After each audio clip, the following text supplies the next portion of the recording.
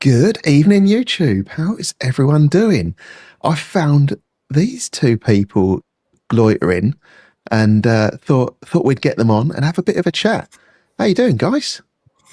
Really good. Darren, really good. Thank you. Thanks for the invite. Yeah, exactly. Good. Always a pleasure. And of course, we've got Matt with us as well. Thanks. Evening, Matt. Guys. It's almost a full Essex house, isn't it? It is, isn't it? Yeah. I think you need to cross the border, Matthew. Well, technically, I am from Essex. I moved up here 8 years ago, so I'm actually an Essex boy. Traitor. So, Pucker. all Essex. Right, who have we got with us tonight? It wouldn't be a live stream without John Wright. Good evening, John. Good evening, John. Evening, We've got Diverse Reefer as well. Good evening. Good evening. We have Jamie with us. Good evening, Jamie. Good evening. We've got Terry. Good evening, Terry.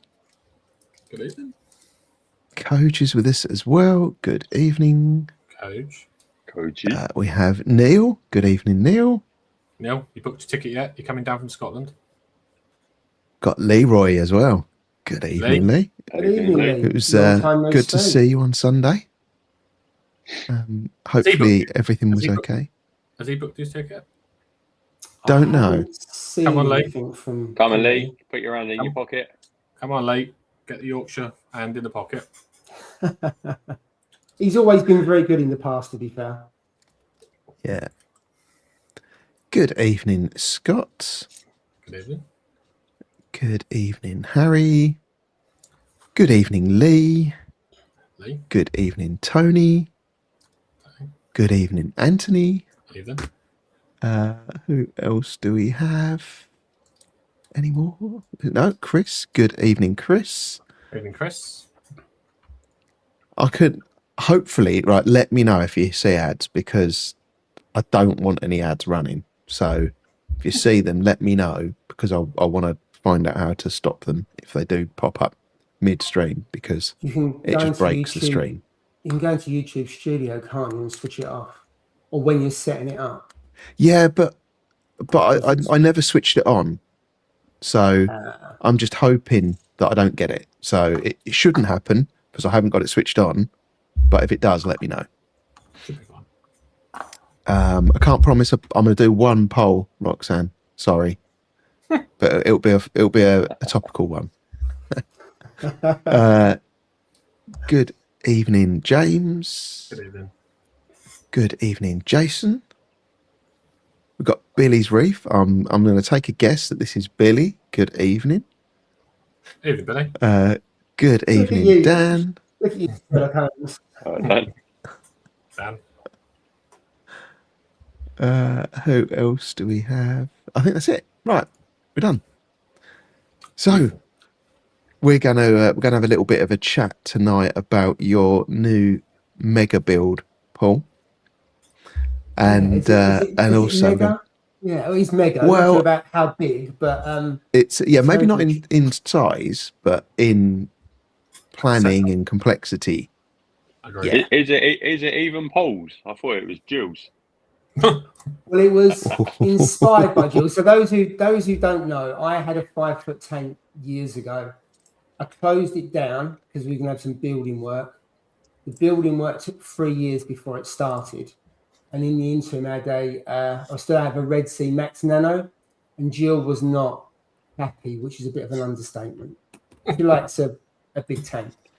So the tank we've got now is big, not as big as it could be, but it's big. There's someone said about the ovens. No, there's 2 ovens. There's a microwave and a steam oven. Oh, sport for choice. We are. Yeah. Excellent. I So think you your just tank's a great size though, Paul. What you went for? Yeah. So it's what was it? 5 foot by 2 foot by 2 foot. So just Okay. switch over the camera. Yeah, this is pretty cool. We can see Paul from another angle. Can you see it? Does it come up on the screen? Oh no, it hasn't come up. It's still got you on your normal. That was, as you can say, it was working before. So I'm going to see if the camera's Yeah. on.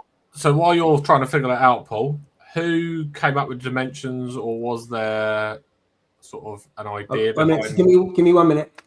Oh, He's not going to be able to hear you because he's got a wired headset, so he's going to have to take that off to go to the camera to check no, it. he's on wide. Oh yeah, because he's on wide now, isn't he? Yeah. Anyway, Darren, how are you? What have you been up to? Dying of man flu. Other than that, no, I'm all right. Working, usual in London, catching up with hobbies, trying to see people and have a social life, which is very minimal. Yeah, that's about it really. Tank's ticking over. Need to do a water change, but I was just like, it's like when you're suffering with the worst illness a man can ever have. Yeah. And you get no sympathy, even though your partner's a medic. It's like, whatever. You've only got a cold, get on with it. Didn't they scientifically prove that when men get the flu, it's worse than when women get it or something? 100%. I mean, it's probably done by a man, but yeah, I agree with him. Yeah. Question for you, Darren. Have you bought some trainers ready for June? Special trainers? I picked up a couple of pairs actually. Look, I've got this special box delivered today. I mean, if you're not into trainers, you might not even know what a special box is. But a store up in Manchester, a skate store. Most people who know me know I love a Nike SB Dunk over all of them. So, being Manchester and a British, they did a tea and biscuit inspired trainer. So the special box is a Nike SB biscuit tin. Oh Wow. I can't imagine how much that was. You know what? The store is so good. All they charged us was for postage. £4.95. What, the trainers were free? No. You bought the trainers on top. So it's just typical retail. But if you was up in Manchester, you went and picked this box up last week, and then people who bought them from that store only got access on Sunday to get the box basically. So are these your trainers for June? I don't know, because I picked up some Jordans on Saturday in London. Hence, I think this is where I've got this from. Getting on the, dare I say, peasant wagon is bit me in the backside. If you don't know Darren, he's always good for some footwear. Yeah. Yes. I've got some UGG slippers on at the moment. So, yeah, nothing to show off, or as the kids say, flex. But no, I've got plenty. So yeah, just tell me whether you want something expensive, Good evening, bland, Jamie. colourful. Yeah. Evening, Jay. Oh, Right, so I'm back. Jamie. Can you see it on the screen? Yes. The tank. Yes, yeah, we can see now. I like this angle because we can see all the way through the tank. Oh yeah, on the other side. Your dining room, and we can see Paul through the other side. And the other thing, there's a camera there, but I can't connect it. Otherwise, you would see from this side. But I'll move the camera around. Is that in the ceiling, that other camera, Paul? Is it on the tank? I think that's part of the tank. Yeah, it's quite hard to see from this angle. It's almost like it's near him in the ceiling, isn't it? Yeah. There's a right in the middle of the tank. There's a little black bit poking up. So there's a camera on a tripod there, which is the camera he's talking about. I think, and the bit at the top, I think, is like a return nozzle or something. Oh, okay. They But are. I think they're we've lost Paul. Yeah, they're return nozzles. Paul's gone again, isn't he? Paul, can you hear us? Good evening, Ron. I hope you're doing well. Ronald? And good evening, Dave. Good evening, Dave. Evening, Dave. Yeah, Paul's messaged me. Just got to reboot the computer. Oh God. Oh, I thought it would be me of all people. Yeah. I want. What have you been up to, Matt? Well, I redid my cocktails. I Okay. met up with some local reefers. Met with You did, didn't you? Met up with Harry Bow and Steve Ipswich. You weren't too happy on the day though. No, apparently not. God. Harry's I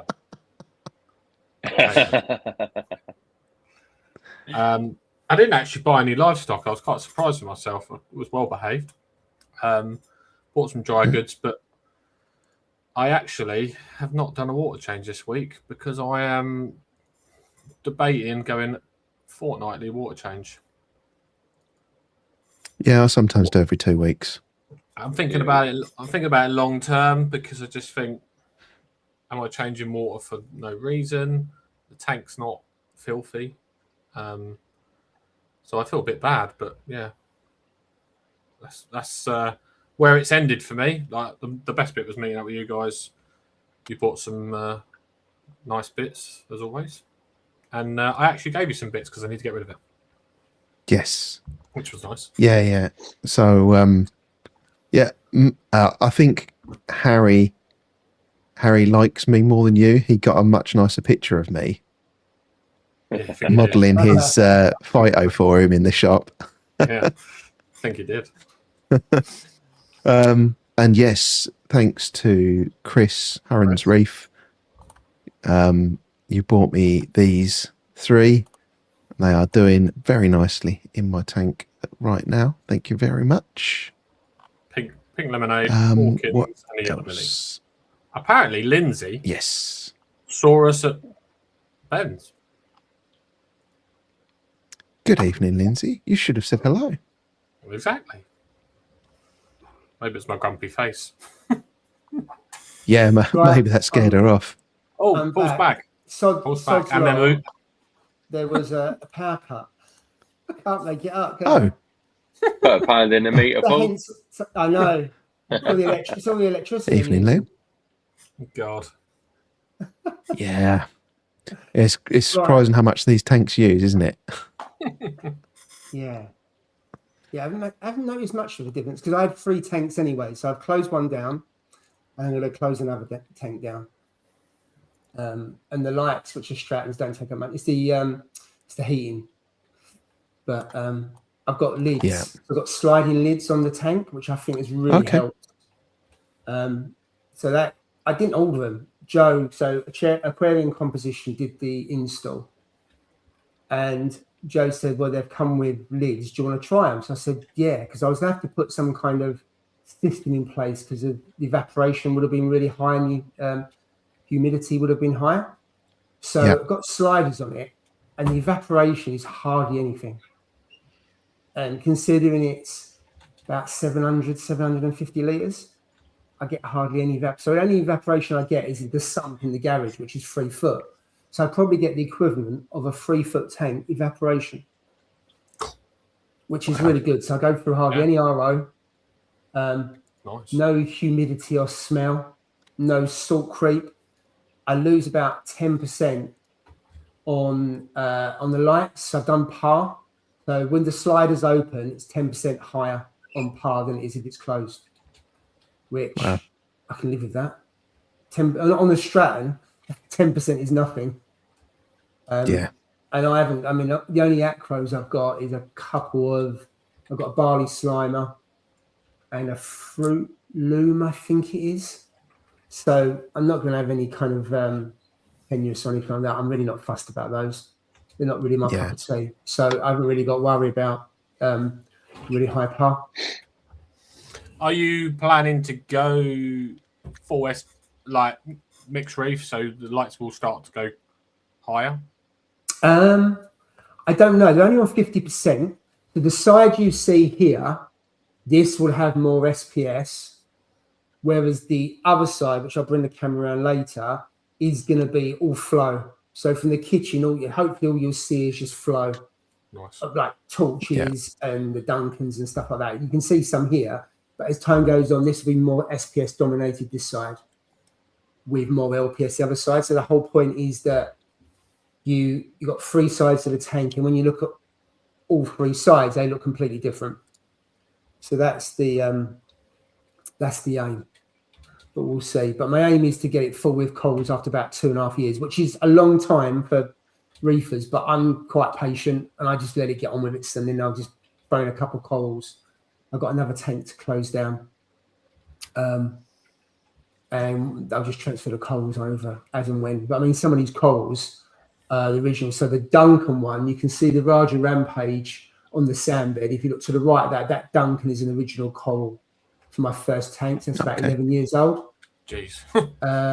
There is the female clownfish. She's the first fish I ever had.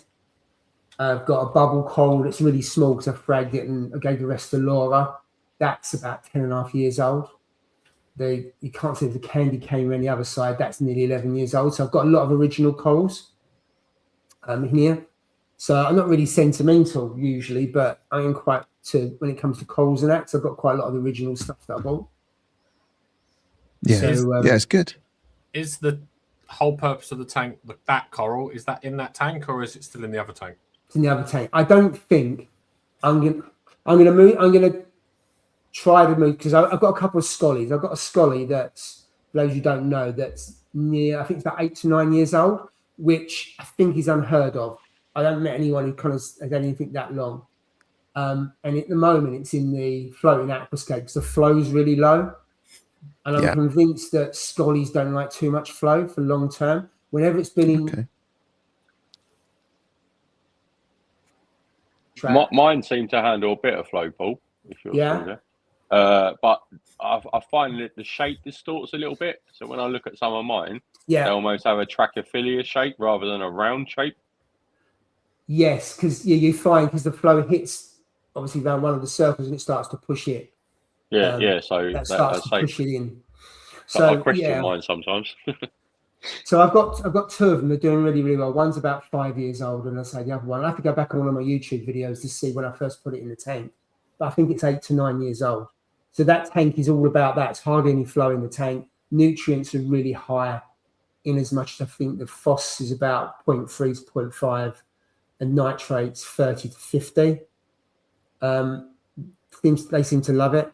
But also the torches in there, because there's not much flow on the torches, they've really extended. It's really weird. I'm finding the candy canes and the LPS that are in there, because I've turned the flow down, they seem to love it, which goes against really around having lots of flow. It's only got one power head in there, a Tunzi, and then it's got the return pump.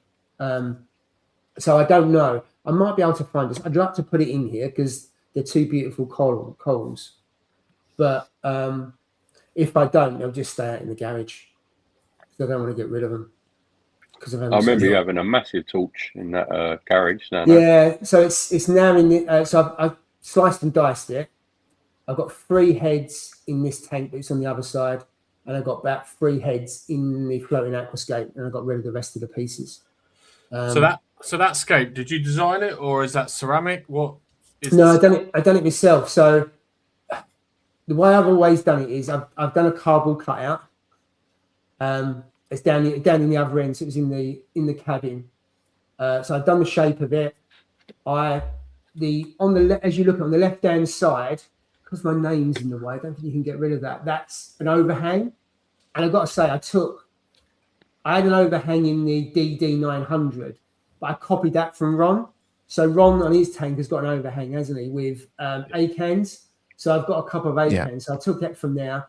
The rest of it I kind of took from Reef Dudes. So Reef Dudes so what I did, I looked on Pinterest, looked at YouTube videos saying what kind of tank did I want. There's a lot of tanks now that have got a lot of branching corals. And I didn't really want loads of branching corals. It wasn't for me. So I took a combination of the 3 kind of individual rock towers, should I say. The one on the right and one on the left, there's a kind of arch there, then there's a big gap before the last one. So I just wanted to do it on that basis. and the piece that's near the weir, it's a combination of new rock. Some of the rock is from my original tank, so it's old live rock. And the piece on the left is virtually hollow. So all of the chromis go into it. So there's loads of hiding places. So it's a really light piece of work of rock. So there's loads of caves, everything else. I've got 17 fish. I could probably put 25 to 30 in there, and they wouldn't get in one another's way at night. Because the whole point was at night, or if they're scared, could they all go into little holes? Because I think if they've got places to go, you reduce the tension. That's my personal view on that. Obviously, once the corals grow out. So, yeah, it was a mixture of rock that I've had 11 years ago. I got some Marco rock, which was the base. It took me about 4 weeks because I used Marco cement. Just put it all together in 3 different pieces and then just lifted it into the tank. Because I'm one of those where you go out and do a little bit and then come back and then go and do a little bit and then come back. Yeah.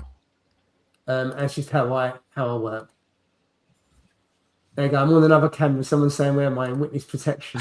2 different cameras. So I guess, can we start with what tank it is and how it ended up where it is, etc. I suppose it's the best place to start. Yeah, and it's gone again, isn't it? I'm going to have to learn not to switch it. Oh, I think you're back now. He's not. It's froze again. Yeah, I think when he tries to flip it, it freezes this one. Right. So, so originally, behind that wall, there's about a 9 or 10 foot wall. I could have had a really large tank along that wall, and I didn't want a really large tank. 5 foot is perfect for me. Let me just come back onto this, see if I can get it working. So then I was thinking, well, what do I do? I was going to go for the same as you, maybe a Red Sea Reef 850. And I thought, I was just standing here one day and thinking, wouldn't it be nice if we not, and the building work wasn't planned. Why don't we just knock a hole in that wall? Right. So we just knocked a hole in the wall. So was that was that the back of the house? Yeah. So you can see where that's the back of the house. If you look where the lime green wall is, you just follow that to the right, the door, and you can just about see the hole in the wall. Okay. So that's where it is. So the extension has gone pretty much from where you see the pink. So it's come out by 4 meters. So it's come out by 4 meters. No, is it 4 meters? No, 6 meters. I think. What a room! Where's your garage from that, Paul? The garage is on the left. Yeah, that door. Yeah, because I'm thinking when I last let yours, I was like, that's a massive space you've put in there. It looks a lot bigger because the way the camera angle is. Okay. No, it looks nice. Still, nice space. Yeah, so if you have a look at it, from where the pink pillar is, that's 4 meters from there to the doors. So we've got in the end, with 5 foot by 2 by 2.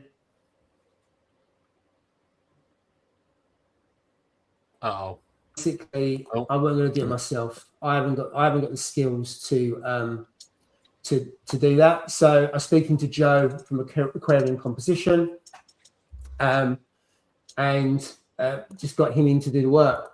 There's no way I got the skills to do it. And yes, this Jill she loves the tank.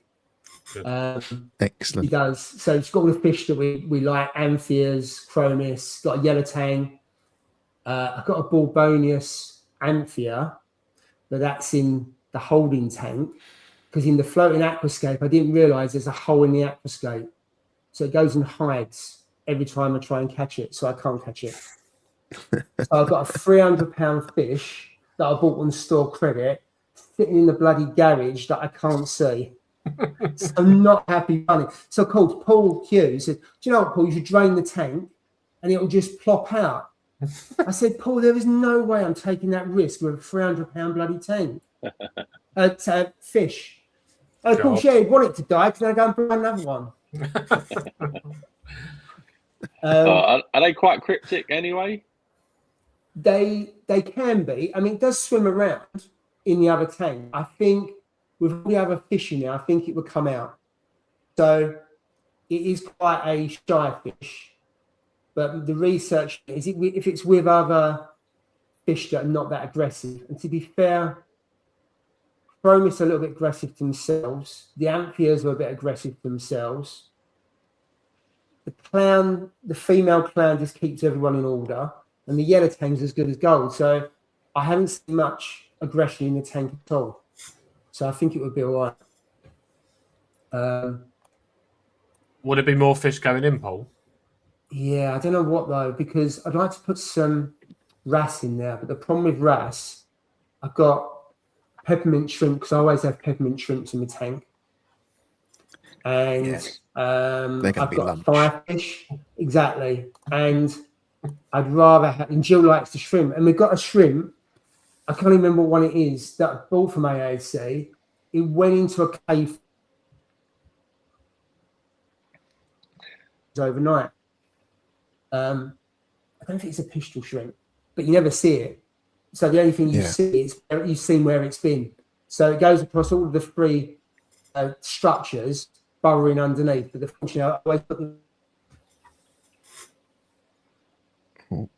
Otherwise, the rockscape would be all over the shop.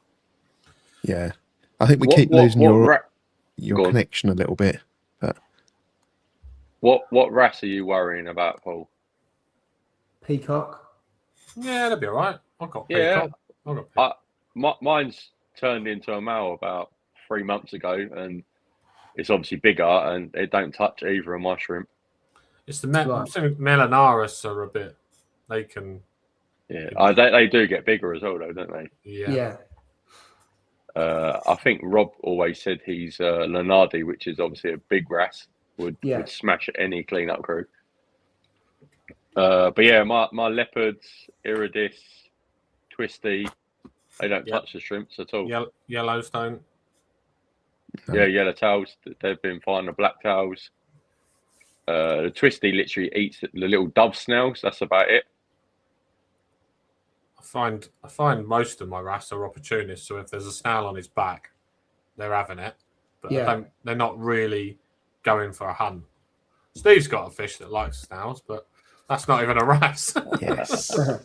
Yeah, well, interestingly, I have the picture here. While you're doing that, I'm just going to turn this screen around so you can see, because I don't think the other thing's going to work. I'm going to turn the screen around so you can see the tank from this end. So just, you carry on talking, I'll just turn it around. So yeah, there's the body count of my yellow long-nosed butterfly. I guess he's built. Oh, well. It's built for it, isn't he? Because he's got his long. Yeah, but it's the same. It's only if they're the wrong way up. If they're the wrong way up, he is there immediately, like munching on all of the soft insides. Is it straight away? Like, as soon as he's on it. Yeah, pretty much. I mean, I saw one fall down, and it was straight over, and I managed to shoo it off and put the snail the right way up, but it was there immediately.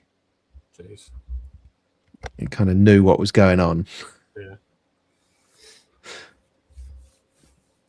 Fish are horrible to add, aren't they? Because it just nerve-wracking. Are they going to get on? Is it going to be all right? I love wrasse. I'd love to keep adding wrasse, but Jesus Christ. Yeah, I love wrasse. I had 4 peacock wrasse in one of my tanks. Absolutely loved it. The only thing that I had was I didn't get 8. Oh, we lost him again. Yeah, it's weird, isn't it? Because we'll get him back. Yeah, he's back now. Paul, tell Jill to pedal a little bit on an electric bike. I know. What can I do? So that side is kitchen side. Yeah. Okay. Yeah. So I'm at the side of the unit, so it's really lovely sitting there, eating your tea, whatever, and being able to see the tank there. Because that looks really smart like that. This here is 1100 millimeters.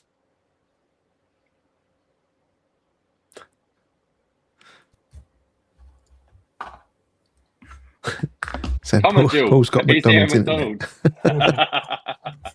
Like the old days. That's weird. I don't know why that's. Can you hear me right now? Yeah. Yeah, can yeah. hear ya. It just keeps Can't cutting see out ya. every now and then. Strange. Like now.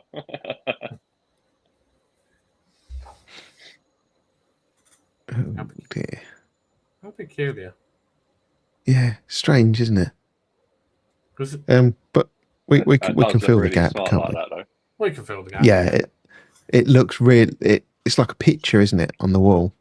Yeah. I just- Oh. I was like, you smashed the door into it. I just think that, like, what a view. Like, that's exactly what a peninsula should be doing. Yeah, Giving you that look of 2 rooms split in half. You can see both sides of the tank. It's lovely. yeah. I want one. While we wait Yeah. for Paul to have a look at the internet, I can show you. I bought a blue Linkia Sea Star when I was at Ben's, but Bloody I big it also picked. Sorry. It was bloody big starfish. Yes. Well, was it? Right, is that any better? But That's a Yeah. lot better. yeah. Right. I also picked up a sea apple, Oh, wow. which is really cool. Watching it kind of gather all that the food pink? and then That's pink. yes, Yeah, nice. So weird. I tell you what, Steve, Yeah, the other ones are seeing a red.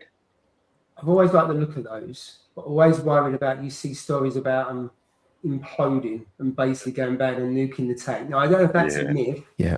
And it might have happened to one person. I don't know. But yeah. And I think if you've got a always talk- small tank, it's a big problem. But I'm hoping that, you know, if something did happen, 850 litres Yeah, would be enough to yeah. You got the water volume. minimise it. You've got your water station, Steve, as well. So just be a big old water change and a bag of carbon, Yeah. I reckon. Whatever you Yes. did, Paul, is 10 times better. Yes, definitely. Give your boy a dig off the internet. Stop gaming. Get No, off. he's gone. He's left. Oh, home. he's gone again. Well, That's- we can hear you now. So the video pauses every now and then, but we can hear you perfectly now. So It's all right. We're I all went good. to change to the other camera, but switching to the other camera seems to make it have a what's it. So I won't switch to the other camera. So you got this like, yeah. So on the Sea Apple, yeah, it's always put me off. I remember one of the first things I saw was one of those when I first come in the hobby, and then you see some horror stories or hear some horror stories. You know, it kind of puts you off of some things. And I'm thinking, I don't Yeah. really want one that much. And I'm Yeah. not a massive risk taker when it comes to reef tanks. I don't tend to have Yeah. multiple tanks. I've got a yellow tank. I don't plan to have any other tanks. So I just like it nice and calm. Well, as calm as you can ever Yeah. be. Yeah, I think the same I with saw one of them those. 3 times, 4 times maybe before I actually bought one. Yeah. And one of the times I was speaking with Liam, and he's got one, and it's been perfectly fine for him. So I nearly bought one that time, and then I didn't. And I thought when I saw one again, I thought, you know what, I'm You gonna do couldn't it. resist, could you? Yeah, you I'm just gonna couldn't do it this resist. time. Yeah. No, I get it. Yeah, I keep looking at, you get like the sea cucumbers and stuff, because obviously I get a little algae issue every now and again. But the same sort of as Paul, I'm like, yeah, is it worth the risk? Yeah, I'm the same.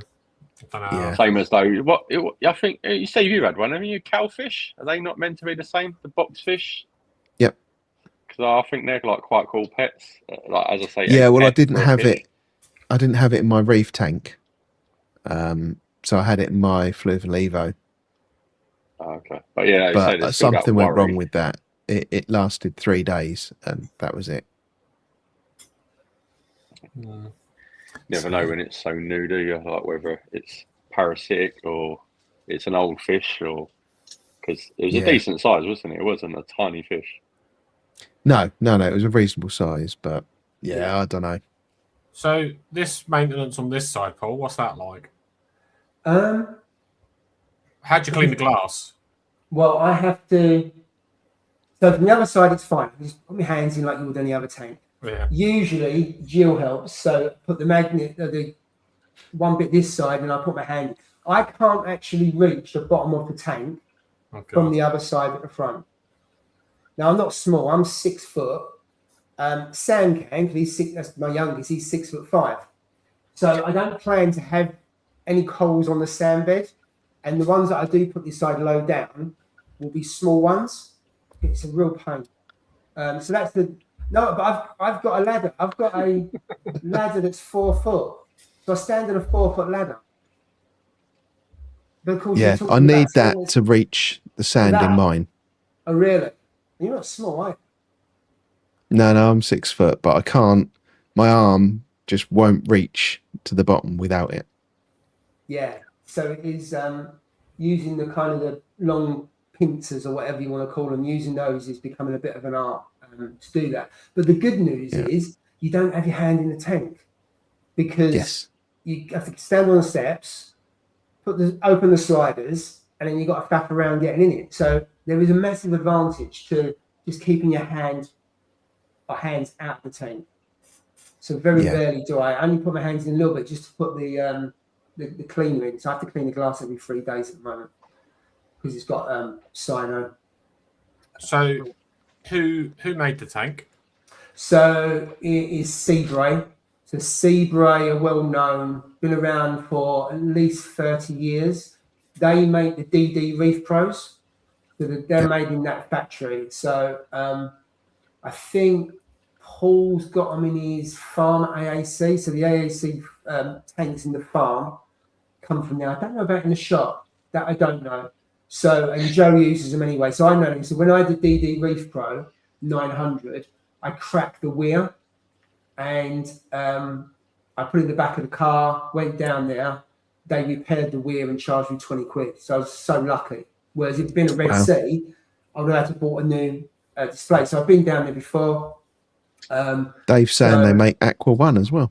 Yeah, I know they're one of the biggest, if not the biggest manufacturer in the UK. They make also the tanks, a lot of tanks for Maidenhead Aquatics.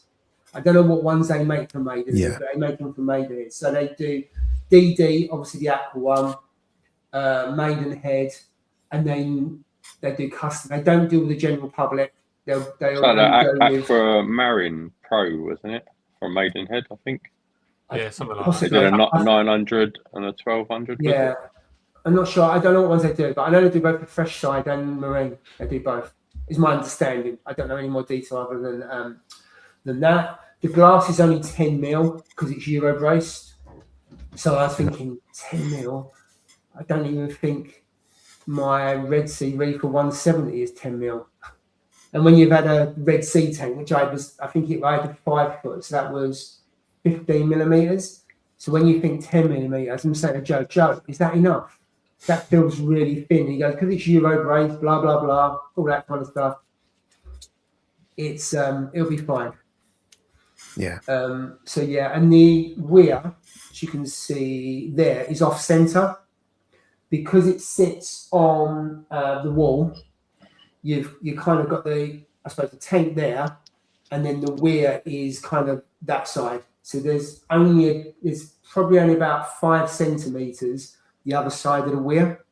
So I can only have things like a max spec gyro. I couldn't fit a Ecotech MP10 or MP40 in that space down the side. Okay. Just won't fit because it's 2 foot. The width for the wall is 150. So if you've got 600, that's 150. The weir is quite big because I've got 3 pipes, and because each pipe goes 18 meters long into the garage, so the pipe work has to be quite wide, wider than an ordinary 5 foot tank would be. Yeah. So the weir is bigger. I mean, the tank originally was going to be 750 wide, but if you've seen one of the videos, you've seen why because it would have stuck out. So when you sit over there, it would have stuck out. We want it to be parallel. So actually, it's parallel with the pillar. So from the other end, you can't see the tank. I would never have a tank in the living room. I hated it. So when we had the Red Sea Nano in the living room, I didn't like it. I like it to be in a different room. So whilst we're down there, I like to look at the tank, But when it goes blue and I just like it to be out of the way. I think it's too distracting. I know some people like the telly there and their fish tank there, but it's just not for me. Yeah. And of course, with it being in the wall, you've kind of hinted at this already. The sump isn't underneath it. It's in a different room. So how did you overcome that? Well, it's like Joe there, to be fair. So, well, how did Joe do it? so it's in the videos, but all he did was he went under where the tank is. He then pulled up the floorboards, first of all, in the cupboard under the stairs to pull them through. And then by the front door, he pulled up a couple of floorboards there and then drilled a hole, three holes in the wall underneath into the garage to where the sump is. And the sump is one of those big grey containers. It's one of those where you see in the German custom tanks. When you see the big tanks in the garage and they've got all these grey kind of pallet containers next to one another. And I thought, what's the point in getting glass or anything? So I've got one of those secondhand. And it's taking some getting used to. It's got no baffles. So it's just one big tub. So I've actually put some filter floss in the sump for when the downpipe. And then I've got a Reef Mat 1200. And that's about it. So, okay. No skimmer?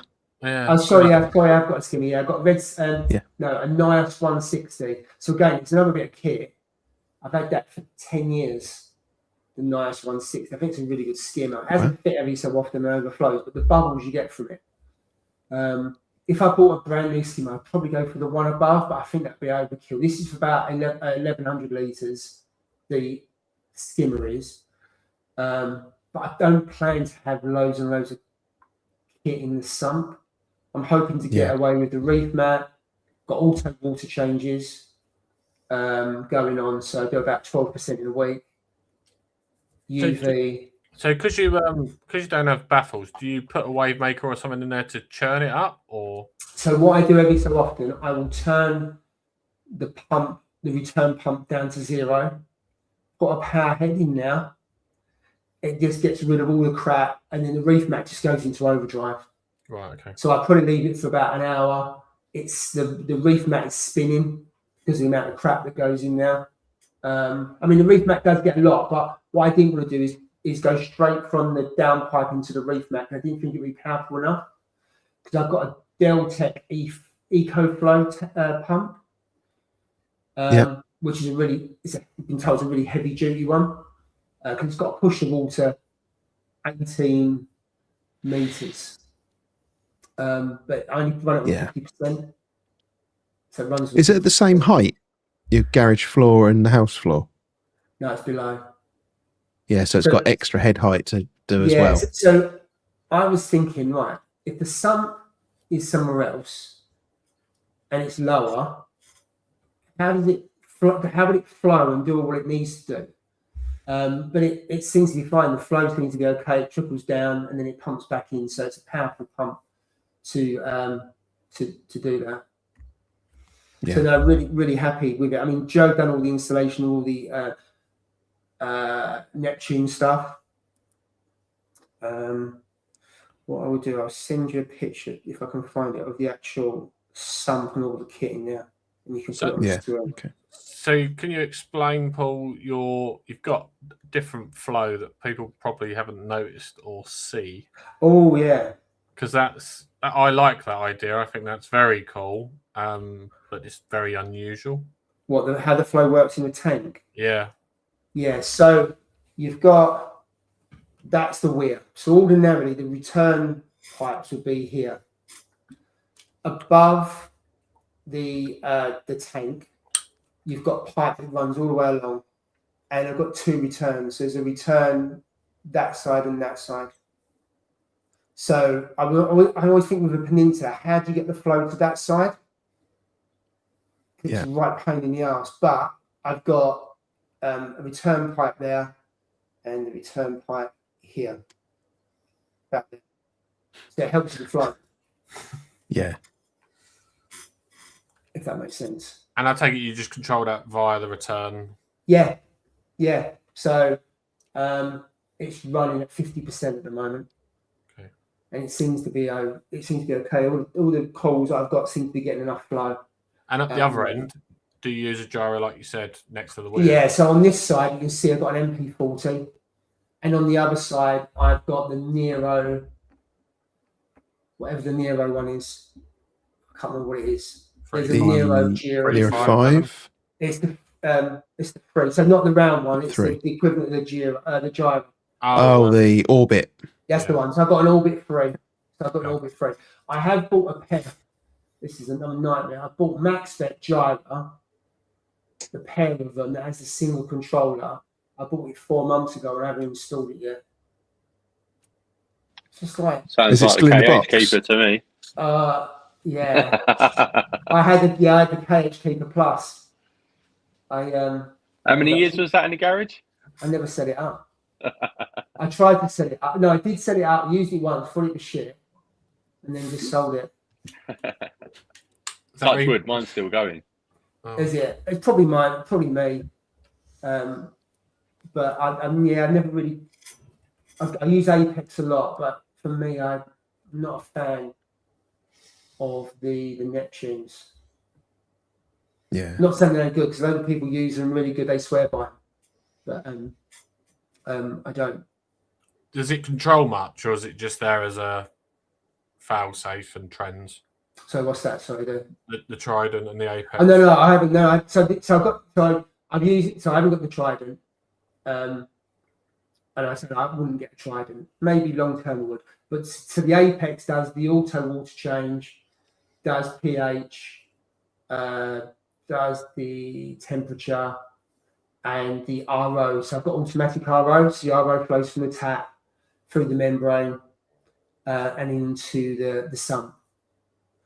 Yeah. So I've got breakers on it, got level sensors. So it's actually less maintenance, this tank, than the other tanks. But it's auto water change. I bet they're decisions you do not regret. That's brilliant. I thought I'm going to do it. I've always wondered how to do it. You have to do a lot of the virtual Neptune programming as well. So again, Joe set it all up, which is brilliant. I will do a video on it eventually. Once Love to Reef is finished, I'll have a bit more time, and because I haven't even done the video yet to tank wet, but I've got all that video stuff to do. But also I'll go through at time Apex, how it's set up, how you do an auto water change, how you set up for the RO, and all that kind of stuff. So there's stuff on it that fail safes that are on there and alarms on my phone. So it's brilliant. It just flows through. And the good thing is it's got no water. I'll say no water in the house. I've got loads of water in the house, but I don't part any water through the house at all. So I've had hardly any water on the glass or anything like that. I flooded the garage a couple of times, but it doesn't matter. I said the other day, Jill had a bit of a leak. I go out, she goes out there, shreds on the floor, and sort of feet are swimming because I had a bit of a. It's only about 50 litres, and the good thing, I just get the broom and sweep it out the front. Yeah, amazing. So it's brilliant because my RO machine for the last 10 years has lived in the garden, even in the winter. It's been in the garden. I couldn't trust myself to have an RO machine in the house. It's just I just know what would happen. Number of times I go out to the garden, I've left it on overnight, and the patio is swimming. But this one, it switches itself off. It's on float valves. It's on switches. It's not as complicated as I thought it would be, to be fair. I've got my RO machine in the garage, so it doesn't matter if it leaks. But I've also done an RO line from the garage that goes underneath the footpath around the house, in through the wall there, into a Reef can over the back. And that's got a float valve in it. But I still don't leave it running. So when I set it running, I put my little sign up and put that in the doorway. I mean, I have forgotten once, and it's fine because it shut off. The machine switched itself off, and it was fine. But I always like to put that there just to remind myself, because I don't want to always rely on the float valve. But it just makes it so much easier, and I'd love to be able to do that with salt water as well. Yeah. The only thing I didn't consider was the fact I've got another tank that I need to make RO for and stuff like that. So what I'm going to do is I'm going to tee off of the RO to basically just feed that into a bucket with a float valve. I can't see it. I can't see it flooding it, but you never know. Because at the moment, I'm having to take out the big cylinders of water, enough water, for about 2 to 3 weeks. Because I have 300 litres, and that lasts me. That might be 3 weeks, maybe more than that. Because obviously you've got the RO, I've got the cylinder that's full of salt, and that does the auto water changes. I haven't got any water that I can just make easy enough because the RO is connected to it. So that's something I didn't think of. So I've got the kit. Again, I bought the kit. I just haven't set it up. And here's Joe in the chat. Evening, Joe. Yeah. There's no chance that tank's Good evening, Joe. Oh, there's no chance that tank's going. Yeah, there you go. Going where? What? Closing down. You're not going to. No, this one I mean, the longest I've had a tank is nearly 7 years. The shortest I've had a tank is 12 months, which is my first ever tank. So whenever I get a tank, they last years and years. So I reckon plan is to have that 10 years plus. Right. Because I imagine if there's going to be a problem, it's a hard one to sort out. Because it's a bigger tank, trying to sort problems out. But in terms of day to day, it's cleaning the glass. I'm not dosing anything at the moment. Need dosing with the auto water change. That seems to top things up. And I haven't really got a lot of coral. Although I've got some big. I've got big candy cane, big Duncans, but they're not really. I don't think they consume much. I never found they consume that much in terms of elements. I haven't found. So I haven't got things that are element hungry. I don't think. So at the moment, I haven't tested the tank for about 3 weeks. Although I test salinity every week without fail. I haven't started dosing yet, so that's good. So at the moment, it's just got the RO, which is just about when the cylinder's empty, fill it out with water, put the salt in, measure the salinity, clean the glass, and that's about it. What salt are you using, Paul? Red Sea Blue. I've used that not from day one. I started on the Coral Pro because that's what was recommended to me when I first started 11 whatever years ago. I used that for 12 months and then realised it wasn't the right salt. So I went into the blue bucket and I've used it ever since.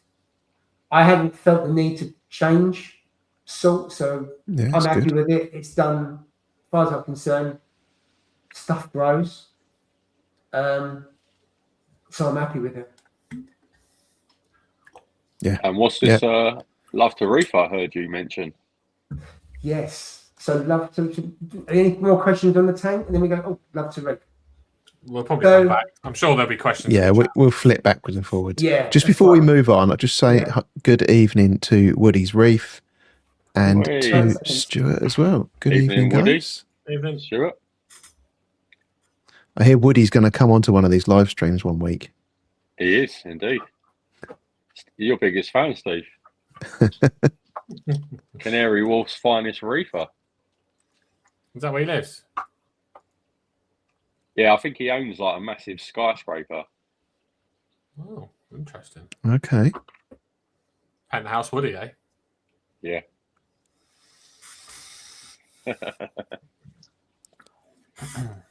So, Love to Reef. Tell us about Love to Reef, Paul. So, fifth one. So, Darren, you was at the very first one. Indeed. You made the cup. Was it cupcakes you made? I can't remember what you made. Yeah, it was cupcakes, wasn't it? It was, wasn't it? Yeah. Yeah. So there's a few guys in the chat. Fish-themed.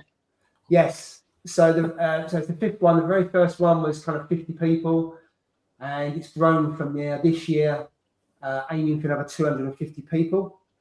I mean, it does what it says on the tin there. So what can you expect if you come along? I think for those people before you have a lot of fun. I think is the foremost thing. A lot of people get together, have a good laugh. The thing that surprised me the most over the years has been the Frag swap.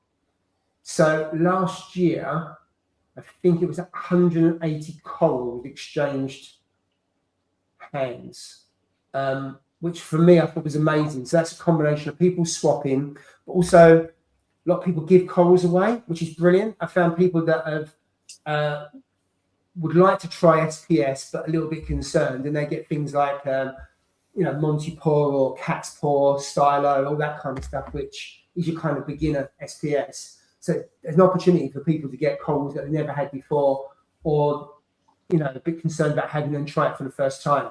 Now, because Shamila runs the Frag Swap, and she does Aqua's Frag Swap as well. And last year, the Frag Swap at Love to Reef, there was more calls exchanged than at Aqua, which was absolutely amazing as far as I'm concerned, considering how many people are there. So go on. How'd you get involved in the Frag Swap? So we buy a ticket, and I basically add you to a WhatsApp group, and then Shamila looks after that because I haven't really got time to. She's got a spreadsheet. She's very disciplined around the spreadsheet, and people filling in the spreadsheet. So basically, you put your name, who you're exchanging with, what you're exchanging, and on the day, you mark up the pot. It goes into a tub that's heated to 25 degrees, so it can stay there all day. She checks them in. She takes an overview of them, and then they're checked out whenever you decide to go. So you as soon as you turn up, you put your corals out. And then when you're ready to go, whether that be whatever time of day, you go and collect the ones that you've swapped. We encourage people to go and find the person they're swapping with, introduce themselves, blah, blah, blah, that kind of thing. It's quite nice. And that's it. And so the very first Love to Reef was the Frag Swap. There was a talk on flow, and also some stuff about Goniopora, which just happened. And then there was Aquaprint there and Ches. So that was it, the very first one. So the Frag Swap has been brilliant. Guest speakers were secured, the second guest speaker today. So we've got the first one, which is Joe in the chat. So Joe's going to talk about automation. So there's a lot of debate around should you automate, not automate. So Joe's going to talk about automation in the tank, answer loads of questions about that. Because I've got to say, having seen what I've seen now, if I set up another small tank, if I can, I'd probably ought to do an auto water change again. I just think it just takes a job away. So there's that, and the Horniman Museum. So it won't be Jamie, because Jamie's more to do with Project Hope, which is the Mars thing overseas. Yeah. So we're going to get one of the curators from the Horniman Museum now to give us an update, because the last time we had Horniman Museum there was 2, if not 3 years ago, and a lot's happened now. So one of the curators, I don't know if it's going to be Hartley or whether it's going to be Felicity. Both great speakers, because I think met them both before, Steve. I think when we went there, they were doing the tours. And Hartley is actually now the lead curator there, I think, because of the other stuff that Jamie does. I think he leads on that. So they've confirmed that today, which is brilliant. So we've got a guest speaker, so that'd be good. So things like that go down really well. We're going to have the Aquascape competition again. So that was a lot of fun last year, mainly because Drippy was the person who was hosting it. So you can imagine how that went. That was actually quite deliberate on my part. If you want something serious, you don't ask Drippy to do anything. So Drippy will do that. So he's doing that again this year, is he? Yeah, well, he doesn't know it yet. Okay. There'll be, I say hosting that. I use that loosely because he didn't turn up on time. Jill had to go and find him. And yeah, so it'll be chaos, but it'll be fun. So that went down really well last year, and the people who took part seemed to enjoy it. They got goodie bags, blah, blah, blah. Near the time, I'll put a post up, and anyone who wants to participate in the Aquascape can. There's only room for 4, so then goes into Wheel of Misfortune and pick 4 people from that. So there's that. There's the coal vendors. So we've got Ryan from Prestige Reef, so he'll be there first time this year. So he's been as a guest before, so he's selling corals. We've got Laura from Eco Marine. Excellent. And as you know, Laura is quite lucky because obviously we don't get her in the shops, do we? Yeah, so she doesn't sell to the general public. She sells, as you know, to LFS. So Paul buys stuff from her. I think Charterhouse, amongst others, buy from her. So it's great to be able to buy corals from her. If you want any guidance on Goniopora, she is your lady. She was the person at the first one I found out about dosing manganese. I think Darren, wasn't it? Because I hadn't heard of it before. Yeah, that's correct. Yeah, and she did a chat and we wrote her in to do a Q&A, and there was a question about, and she started talking about Goniapora and how you care for them. And remember, this was in 2022 where torches were in big time, but Goniapora were just beginning to take off a bit, I think. They weren't nowhere near as popular as today. And you couldn't keep them as much as you could today. So she's brilliant. So if you've got any questions about Goniapora, go and see her. I've got Dan from Collective Corals. So Dan, that's his 4th year.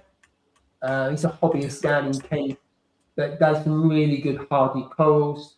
And then AAC will be in there. Paul wants to do something a bit different. Not too sure what he's going to do. his clams were really good last year. The first year he done clams, there was one clam, I think it was an orange one, I can't remember, and it went within about 2 minutes. So yeah, I never seen so many clams in one tank until we started out. Yeah, I think this year might be my year for a clam. Yes, I must admit, it's too early in this tank, but I'm definitely going to get a clam. So, and I've never had a clam before, so that'd be quite interesting. Clams scare me. I don't know why. I really want one, but they do scare me. I love it when you put, this is really childish of me, when you put your hand above it and it closes up. I love that. I mean, how pathetic and childish is that? It's brilliant. Yeah. I won't be able to do that. I'm trying to refrain from what else it does. Yeah. So what else is there? Oh, let's look on here. So what we've got? We've done the Frag swap, the giveaway. So all profits go to the charity Mind, raised 13,000 in 4 years. If you put Coral Freak for that, it's nearly 20, I think. So I mean, it's brilliant. So once it's covered the costs, all the profits go to Mind. So I don't make any money. That's never the intention. So the giveaway is, well, I call it a giveaway because it's not a raffle, but it is a raffle, if you know what I mean. So all the money, so basically what you do, you pay for tickets on the day, and all the people on the screen there, like Tunzi, Exodus and all that, they will contribute a prize. I don't think it was last year, the year before, we had 63 prizes. It was too many because I spent ages doing a raffle. I was bored, God knows anyone else. So we had less and trying to reduce the number, but try and get the value. So, for example, what have we had so far? So Apex Pro. Yes, please. I don't know. That's down to. I thought you meant is that what you had? Because that's what I got one year. Is that what you want? Yeah, thanks, Steve. Thanks, jammy Steve, git.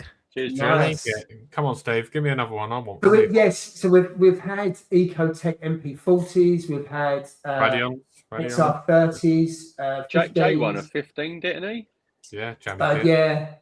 Yeah, and Gaz, who's a local reefer, he's not coming this year. He wins every year, so we give someone else a chance, but he always wins a prize. So far we've got Laura and also Dan. The two of those have put up 250 quid's worth of vouchers, so we'll probably do 125 quid vouchers. So there'll be 4 vouchers there for corals. You have to buy it on a day. The others haven't come back yet, so I've got time to do that. We usually get some really decent prizes on that, but more importantly, the money goes to Mind. So it relates to the question that Liam's going to ask. What was the inspiration, 1 for the name, but 2 for the event? I was really pissed off. So what I mean by that is the UK had no event. This was in 2022. I was quite critical of the industry because I didn't think they did much for reefers. So it's open. I've spoken to. I've said this open before. So I decided to put my money where my mouth was, to say just put on an event. Started really, really small to see if, because 1, could I do it? 2, could you sell the tickets? And 3, did I enjoy it? Because the moment I don't enjoy it, I won't do it anymore because it's not financial. So that's kind of where that idea, spoke to Paul and everything else. We'll put something on, blah, blah, blah. And Paul's been a great help. Certainly introduction to vendors and some other things like that. And also the first one is, if it makes a loss, it's my pocket. So I don't make any money from it, but I could lose. But to be fair, we've made money every year, so I'm not concerned about that. So that's where it came from, that I was in that state. Also, there used to be an industry show that was once a year up in Telford. I've got a company called Fish Palace. So it's actually a limited company. So I actually used to get an invite to that because the name was Fish Palace, even though I never actually sold. I actually sold things on eBay, and that was the limited company's name. So I used to go to the industry show because it was so good. And I was saying, why can't you open that up to the public? Blah, blah, blah. It would have been brilliant. So it came really through frustration. So it's not positive, really. I just want to, I'll show them I can do something, blah, blah, blah. So that's how it came about. The charity part came in that I was talking, so some of you know I'd done a live stream with Jay, Steve, and Ross at that time when we started out. And I said, look, I'm going to do this. They said, great, blah, blah, blah. I want to have a charity. And I was thinking, do I go for cancer? Because my mum died of cancer, my dad had cancer. And most people know some people who have been touched by cancer. And then Jay said something about, what about mind?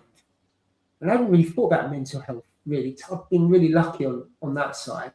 Then I started asking around if it was a really good idea. And then that first one, Darren, there was at least 8 people out of 50 came up to me and said it was a great cause. And that's one of the reasons why they've come along, because they've got into the hobby because they've had some kind of mental health or some kind of addiction. And that just kind of blew me away, that the response I got from a small number of people was just unbelievable. And it's just grown from there. And now there's quite a lot of talk around the link between mental health and the hobby. So that is where, I can't remember where the name came from, to be fair. I mean, you couldn't use chat. There was no chat GPT at that time. So you couldn't really put something in and get it. So I think it was just me, Jay, and the guys in WhatsApp just throwing names about. And from there, that came to mind. So that's it, really. And it's just gone 5 years, strength for strength. I wouldn't really want to make it any bigger. It takes up 4 months of my life. I mean, last weekend, I was up at 5 o'clock on a Saturday and a Sunday in the morning doing the work for it. Because I work full time. The tank takes a bit of a hit. I don't do any YouTube videos or anything. So it does take over, not my life, but it takes up a hell of a lot of my time. So hence, I wouldn't want to go to 500, 1,000, 1,500 people. Because imagine trying to sell a ticket for that. It would just be a nightmare. It was my first year. Thank you very much, Paul. Yeah, thank you very much, because it was my first year last year, and I was blown away with how much reefing talk you can do in a day. It's just like everywhere you turn, oh, hello, oh, hello, oh, hello. And it's just nice to just bounce ideas off, talk about experiences, just to talk, just to see people instead of going into a fish shop on your own, walking out the fish shop, not talking to anyone, and sitting home and looking at your own tank. Yeah, I think the hobby can actually be quite lonely. Yeah, it's certainly can be more lonely than it used to be. Because when I started, there was a little bit on Facebook, but there was the forums, and there was a lot more. I can remember then a number of reef meetings I went to locally in the shops. So, yeah, I think it's great. I mean, last year was the first time I had a moment when I stopped, and it's about 11 o'clock. The place was absolutely rammed, and it was really busy, and there was such an atmosphere in the hall. It was unbelievable. So it was really, really good. And because it's, some people have said they like it because it's quite small and it's quite intimate. I mean, I love H, don't get me wrong. And I've been to Bavarium in Holland before as well. And I love that. I love the big shows. They're really, really good, don't get me wrong. And maybe I'm biased because I organise the show, but I do like that show. I know a lot of the people there because a lot of people come back year after year as well, although I don't have anywhere near as much time to talk to people because I'm buzzing around. I love it. That's why I organise it, because that day makes the 4 months of all the stuff I have to do worthwhile. And thank you. Yeah, there's loads of people in the chat that are going forced to go by Dave. Nice one. And also, yeah, there's now the kind of the Friday night of the Green Man, and the Green Man was fully booked. I think about 2 or 3 weeks ago. I think there was about 4 or 5 rooms available on Booking.com. So I think people are now pointing towards there's a Premier Inn, which is only about 5 minutes away. So you can get to the Green Man on a Friday night, and it's only 5 minutes in a cab. So yeah. I think the great man that owns the Green Man, I reckon he must want to shake your hand, because that every time we do something, it's just full, and I'm like, oh, it's all like half of us. It's all reefers. I had to drop a note to the vendors to say, guys, if you're staying overnight, which I know most of you are, if you haven't booked the Green Man, there's about 4 or 5 rooms. You better get in there, otherwise you're going somewhere else. Yeah. So yeah, I think the Friday night has become as important, if not more important, than the Saturday, depending on you. If you speak to a couple of them, then definitely they prefer the Friday night to the Saturday. And yeah, I can see why. It's a good laugh. No, I think the Saturday is the day. Saturday's the day. But as I say, you make like a whole weekend of it now, rather than absolutely just showing up. Because some people travel for miles, right? So when you sort of got to get there 9:30, 10 o'clock, and then drive home. Like and some people you see from show to show, or you see from meet to meet, and it's like, oh, how you been? What you been up to? What's your tank? What you buying? I just love the atmosphere. I'm all for it. I'm all over it. It's good. Everyone looks like they're going, which is good, but there is still tickets, so get booking if you haven't. Yeah, there is. It's always a slog from my point of view. To be transparent, the last 4 years we've sold out. Last year we sold out with 10 days to go. We'll have to see what happens this year.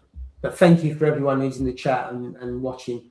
It's much appreciated, and it goes to a great cause. I think a counselling session with Mind, costs about £35, and the kind of people it's helped. So it's helped families that have gone through bereavement. It helps children in schools that have needed some help. The one that the last couple of years we've helped, there is in Essex, there is, I think it's over Colchester Way. There's an army barracks, and I think this is disgusting, but it's true. They don't get the support they need from a PSD. Yeah, 100%. And so some of the money that is used towards counselling for that, and you think, well, why don't the bloody army and the government look after people that are in service? But you could say that about a lot of things, to be fair. So it helps towards that. So the Basildon one's really good as well. I think they're like a walk-in, and then I think they have like table tennis like set up for you to go in, and like coffee station. So even if you're not like registered, it's like a walk-in. You can go in, have a chat, socialise if you need to have just a relaxed chat as such. Yeah, and then obviously there's professionals on hand if need be. And I think sometimes you don't know mental health's creeping up, and actually it might hit you when you're not expecting it.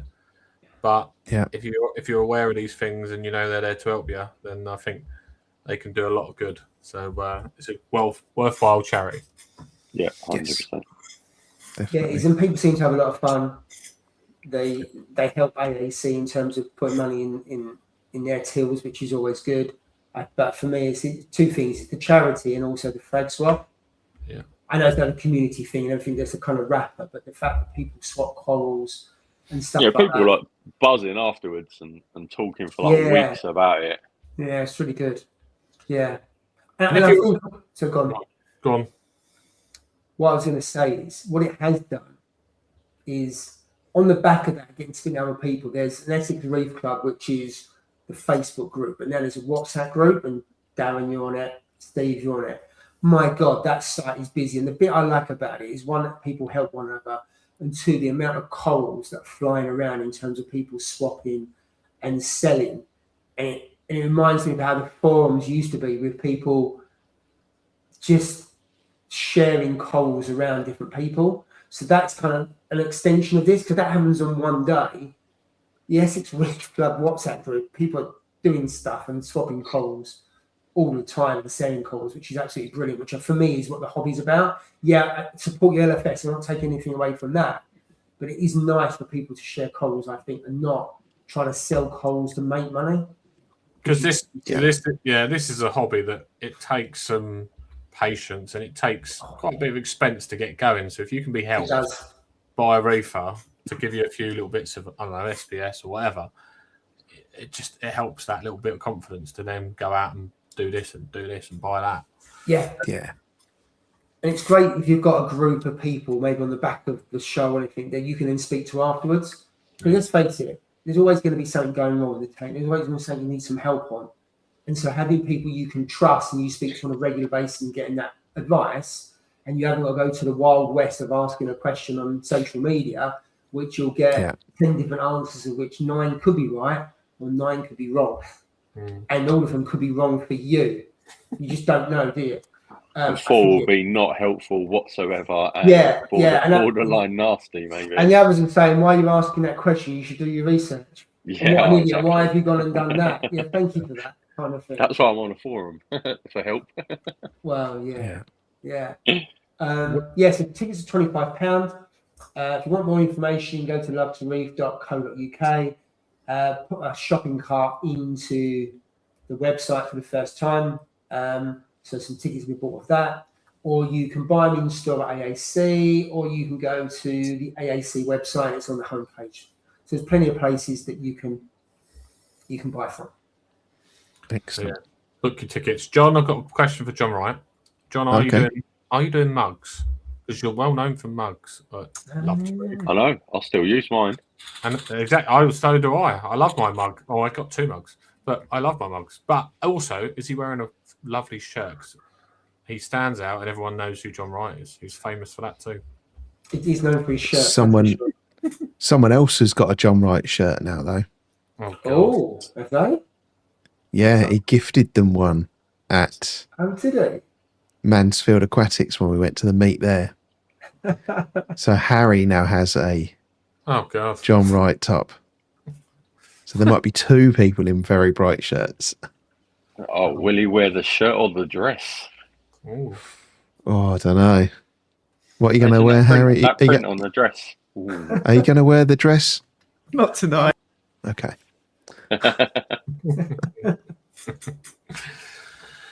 I mean, yeah, I think I'm looking forward to it already. I'm like thinking, oh, come on, hurry up. We ain't got long. Like, hurry up. Because I'm like, I can't wait. I'm like a school kid. Like, I'm like finishing work on a Friday. Like, come on, let's get down there. Get the weekend started. Yeah, a lot of people look forward to it. So it's absolutely. We've got 7 weeks. What was it? 6 weeks? 7 weeks this Saturday, and I am counting. Nice. So I think we all are. We're all crossing the days off. Speakers are confirmed, vendors confirmed. So you're pretty much sorted there. So all that has been sorted, and the speakers quite often. I mean, when we had Jamie Craggs a couple of years ago, he confirmed a week before. So to actually have it all locked down by this stage is pretty good. How's Joe feeling about doing a presentation? That's not normally something he does. How have you tied him into that? Well, so he got stitched up basically. I think me and Paul announced it on the live stream when we launched the event. So we hadn't had a conversation. I had a thought. I spoke to him and he said, "Yeah, he'll do it," and then it became a reality. Oh, okay. Oh, it's horrible. I think what he really means, can't wait, be absolutely fantastic. And also he's got a stand there as well. Right. So he's double hatted. He's on a stand and he's doing a talk. He's doing a presentation as we speak, I bet. Yeah. He's not raffling a shallow reef by any chance, is he? Come on, Joe, make it happen. Darren's looking for a shallow reef. That sounds it. Well, yeah, going by like Paul and Steve's. You know what I mean? You know, it's like trying to get your arm into the sand bed. Yes. Yeah, it can be a bit of a battle. Yeah, that was me the other day. And the next thing you know, you're like your armpit, your t-shirt's just soaked. You're like, oh dear, great. Does that look any better for the tank? I've just put a filter on it. I don't know if you can see any better or not, really. It's quite far away, isn't it? Yeah, a bit more we can green. see. Yeah, so the torch down you're talking about, you can see that right in the middle. Yeah. Yeah. and then the candy cane is to the right of it. I can't take the computer any closer to the wire. I'll end up losing the power again. And touch wood, I've been all right for the last 2 minutes. If you wish to see more of Paul's tank, you can go on his YouTube or you can go on his Instagram. Yeah. Well, on YouTube, picture on YouTube, it hasn't got. I've got to the stage when the tank's been installed, almost. So I've done 3 videos, but I just haven't had time to do the rest. So after the show, I'll start getting some more videos up. We can put a couple of pictures on the community thing of YouTube, just like a couple of photos you can add. I could do. There you go. At the moment, I don't think I've posted anything on Instagram of it. Again, it's about this time at the moment. I'm so consumed with what I'm doing at the moment. How you finding the light? I love it. I have quite a wide spectrum. And the bit I love is the detail that makes the fish pop more than the coral. And I do like the fish. And so when it's under blue, so it's kind of going blue now, it's getting to the point where you can just about see the fish. They're okay before they all look blue. The fact that I can stand and I haven't got to bend down or anything, it's kind of that height to me. And you can see all the detail on the chromis, all the pink and all the scales on the amphias and everything else. That to me is the best part of the hobby. I know some people are into corals. I do like corals, don't get me wrong. But the fish has just been amazing in the tank. And when people come in, they look at the fish. As much as the pop of those amphias you added recently are really nice. And the light, I think, if you look at those lights, they're made for fish. I know they're really good. I mean, the corals are growing really well considering the tank hasn't been going that long and everything else. And I haven't really kind of dialed it in properly. But they're growing and everything else is good on that. But it's just the fish, just how they're coloured up. I think it helps that you can see through from one side to the other. So I think what they tend to do, if you take a photo, it seems to magnify them in a way that it doesn't if you've got a back on the tank. So I think that helps, a combination of the lighting and also that with the way the tank's up. But I think the lights, it's the 5-foot flex. So you've got one light, one cable, cheaper. If I put Radians over it, I probably would have had to go for 3 lights because that's what I have in a previous 5-foot tank. So I would have to faff around with the mounts, how you're going to mount it, the up and over bit, the cost of all of that. So whilst the light is 1,100 quid, I think, for the Flex 5-foot, it's cheaper than a Radiant and it looks really slick. And less energy consumption as well, right? Yeah. The only downside is I think if I put SPS on the other side too far out, it's going to be shaded. So I'm not, because the light is only, it's about 150 mil wide. You've got great spread along it, but you haven't got the spread wide enough, I don't think, for SPS to get, so it'll go kind of down from there. You won't get the bounce from that side. I've already seen that on the Barley Slimer that you can see where it's shaded a little bit. Now, whether I put some kind of supplementary lighting, would you go to top? No, I don't. I'd never say never, but I don't really want to. Right. It depends. If I all of a sudden, when I want to go all SPS, I'd have another one. Yeah. But I've had SPS, but I've never been. If someone says I have all SPS, it doesn't really excite me that much. And Jill's not a lover of SPS. She likes the flow in the tank. Right. So we went. Yeah. There's a guy who's on the Essex Reef Club, brilliant reefer. We went and picked up a coral for him, and he had a 100% SPS tank. So I'm looking and thinking, right, we come out and Jill goes, that tank's shit. That's a proper bonsai tank as well, isn't Jill, it? why is it shit? Why? There's no movement. It's just sticks.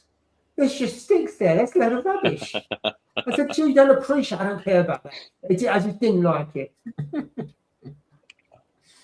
Whereas things like torches, gonioporas, she likes SPS, but when it's a mixed reef. Right. To be fair. Which makes sense. I get it. Yeah, but everyone has their own preference, don't they? Yeah.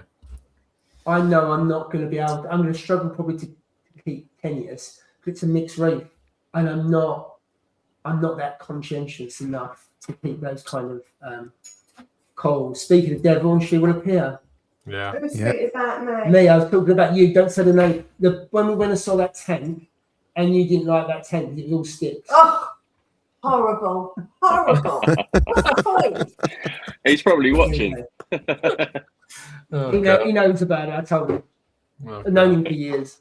At the end of the day, everyone's into what they're into. I suppose Yeah, it's all about colours for him, I guess. yeah, absolutely. Yeah, it's yourself. So I mean, the mixed reef, and it looked very different.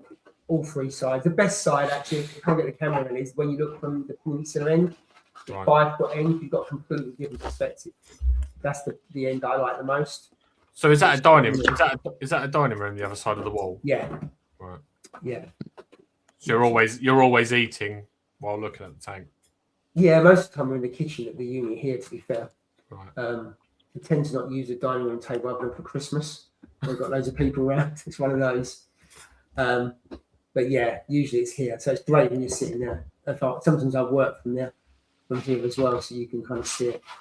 That makes sense. But Make sure you tell Jill I like her new tank. Darren said he likes your new tank. I'm very pleased. She's happy. I'll get extra Haribo's at Love to Reef now. Yeah, you will do. Yeah, yeah. Darren's expecting extra Haribo's on the door. All right. Bless her. So that's it. So in terms of future plans, what we got? Ooh. What future plans we got? We got anything like? There's I a don't know desire. if- No, there's from a fish point of view. I don't know what else to add really. I'd like some peacock wrasse, but I'm a bit concerned. I think if I get peacock wrasse, I'd probably get 6. What about But I'm coral? not sure. Coral. No, actually, I think it will. What I tend to do is a smaller number and grow them into bigger colonies. So what I've done with the SPX, other than the barley, when I've got the fruit loom, I think it is. If I get an SPS, I'll buy 2 or 3 frags. So what I do, I then position them 2 or 3. I've done this before. I get frags positioned 2 or 3 inches away from one another, and over time they grow together, and you get the big colonies. So for me, I want a smaller number of frags but large colonies. Because when I see those kind of tanks, I really like them. So I've had before like a candy cane, which was a massive ball. It was about 9 inches in diameter. So I think the one that is there, that's about 4. Hopefully that'll go to about 8 or 9. So what I want to do is kind of small number, large colonies. So I could be like fill it with some smaller frags and I just get rid of them. So that's the aim. I don't want loads and loads of coral. In terms of specific, the other side will probably be where all my chalices will sit. So I know really chalices, I like chalices, so I've got quite a few chalices they'll go in there, and they're getting quite big already. The clam, but in terms of other corals, I don't know. There's none that I think. Acan round to Peter, and I'm Yes. ideally, hopefully, before Love to Reef, and then I'll bring you a piece of that. Yeah, Jill wants a red starfish, so we'll get one of those after about 12 months. They need to be in there. Yeah, I didn't seem to have much luck. Yeah, I think they need to have an established tank. Astorina sea starfish are what you need. Yeah, not Get a fan. nail polish out and paint them. No, but that's what they eat. That's what the linkiers eat. So, Oh. Okay. so you need. So I had blue linkia on my 250. When I moved to this tank, my Astorina population plummeted, and I lost my sea star. Is that So all I've they been eat? building it up. Yeah, I've got a video of it, and it went over the top of one, and then it sucked it in and ate it. And someone else I was speaking to recently, I've forgotten who it was now. That was Jack, bearded reef guy. He found the same. He heard me say it, thought I was talking bullshit, and then like a month later, looked in his tank and saw one had gone over the top of Astorina and was eating it. So if you want to be That might successful explain with why them, mine didn't last then because I didn't have There any. you go. yeah, I think you need Astorinas. So There I've you got go. mixed- Right, I've got anyone in the chat mixed got any oil. Astorinas? Do they eat I've got- anything? Do they eat anything else, or I think they eat the biofilm that grows on the rocks as well. I think that's Right. their preferred diet. okay? Interesting. So I suppose really having a bigger tank then helps, doesn't it? Yeah. Because then you've got an abundance of the biofilm, which doesn't help if you've got an urchin, because the urchin will take all the stuff off of the rock. Which actually, Yeah, so I think the urchin prefers like algae and Coraline? what's the Coraline, purple is stuff? it? Coraline. And the sea stars like that almost translucent slimy film. yeah, I know what you mean. Yeah. So yeah, they don't compete with each other for food. So I've got 2 urchins in this tank as well.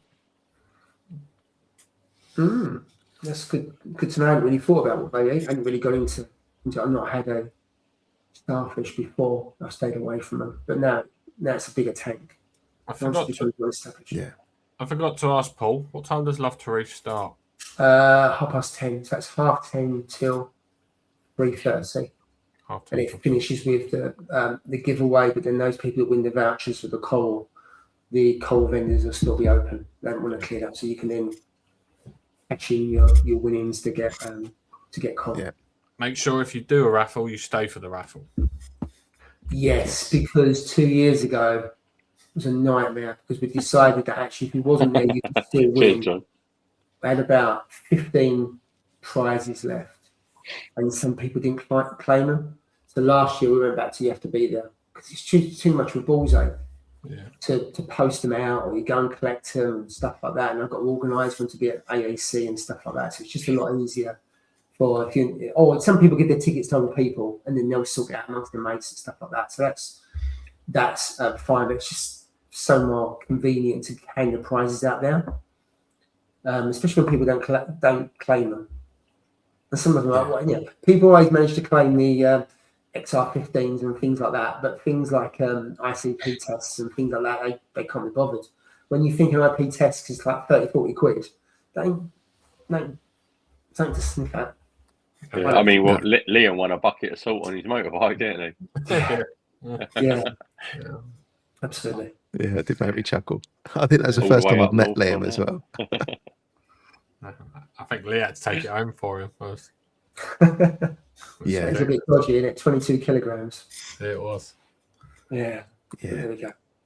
So please, if you haven't bought a ticket and you're interested, then message me if you want. I would love to reef on Facebook or Instagram or Fish Palace on either of those. If you've got any questions, or the website, or you can message via the website as well. Get there early. Get in the queue. Are you Perfect. doing And wristbands I've this had year? the website running Yeah. as a banner for pretty Yeah. much all of the stream. So Yeah, thank you. Are you doing these? No, I'm not doing merch. That's just too much hassle. It is drama, isn't it? I'm not doing that. I'm going to cherish this then. Yeah, so Paul's still got that. So that's the Coral Freaks one. But yeah, I've got one of the original Coral Freaks when he done in 2019, which was like the first. But Shut you're doing wristbands.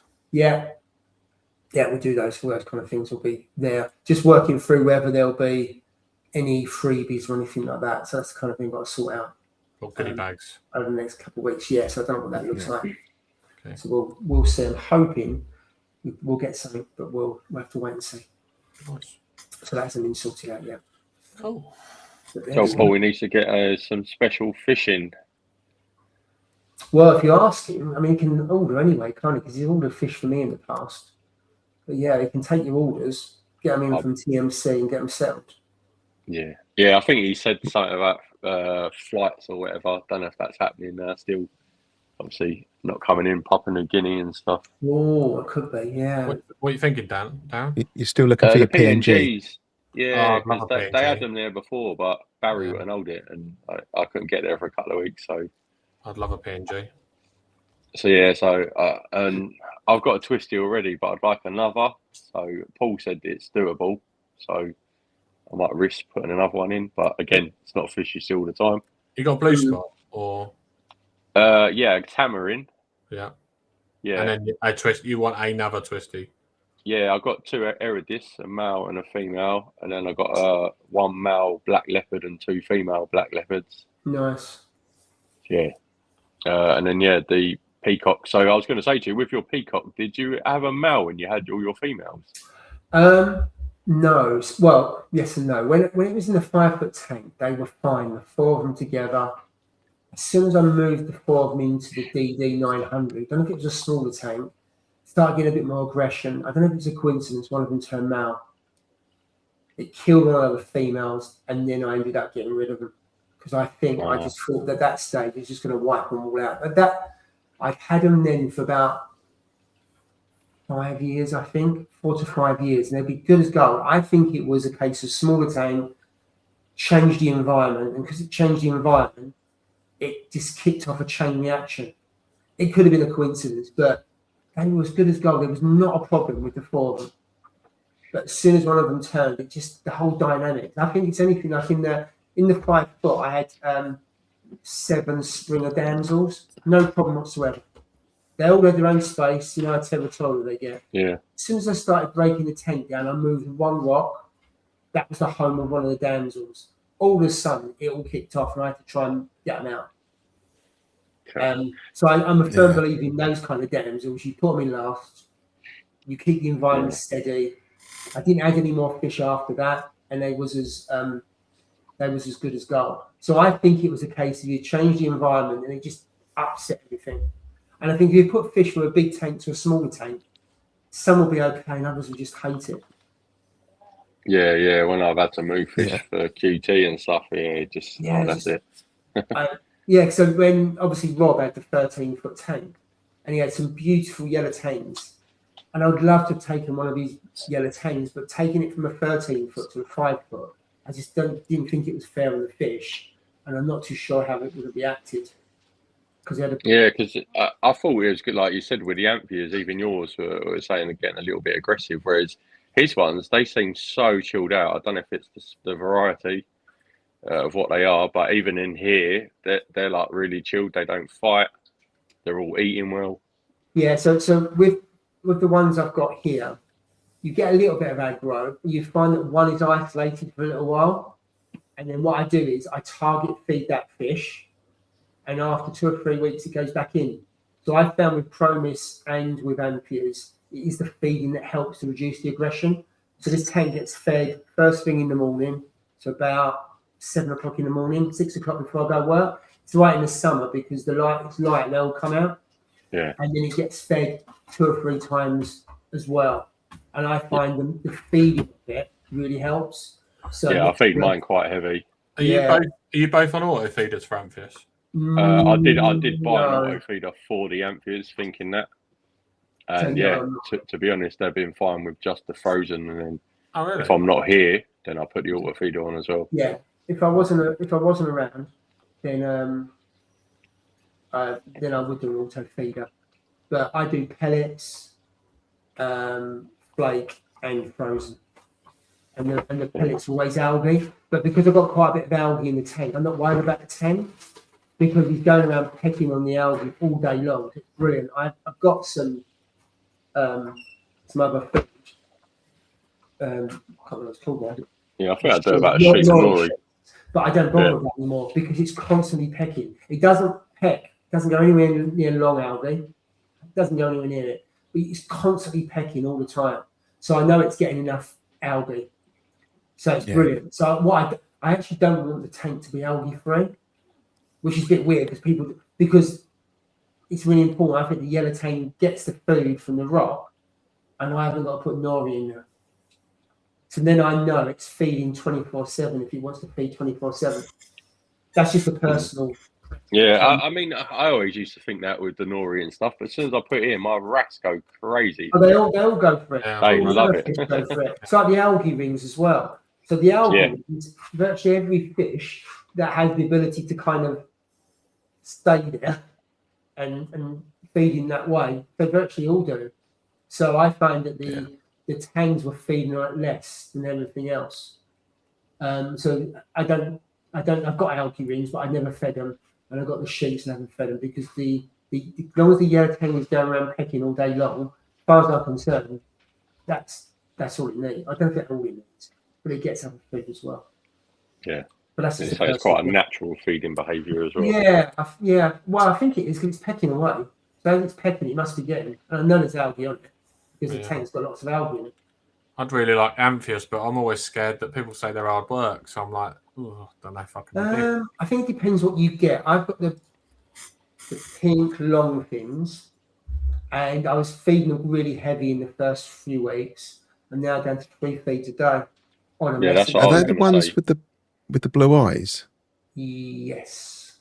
Yeah, the same ones that Drippy They're had. almost coloured like that, aren't they, Paul? Like there's like almost a slit, and like one is that colour and one's that colour. Yeah, I just absolutely love with the lights. It just pop. It's just fantastic. You turn the lights out on blue. Yeah. But like that. No. What's she say? So I said, turn the lights out, you'll be able to see the tank more. It's on blue. The thing is, on the camera, it doesn't come out very well. It comes out really blue. It comes out deep blue. Yeah. Yeah. I think the wreck ones are more aggressive. I think, aren't they? So I had wreck fish in the other tank, and that was okay. They went from, I ended up with 5 to 3, so there was a little bit of aggro there. I've gone for 7. I could have gone more, but I want to mix a fish like pro mix. I'd love to have done 10 or 15. Then it kind of, then I'm limited in what else I can do. Yeah, lights out. So there are some that are relatively easy. But I think on that, I think one, there's a lot of hiding places for them.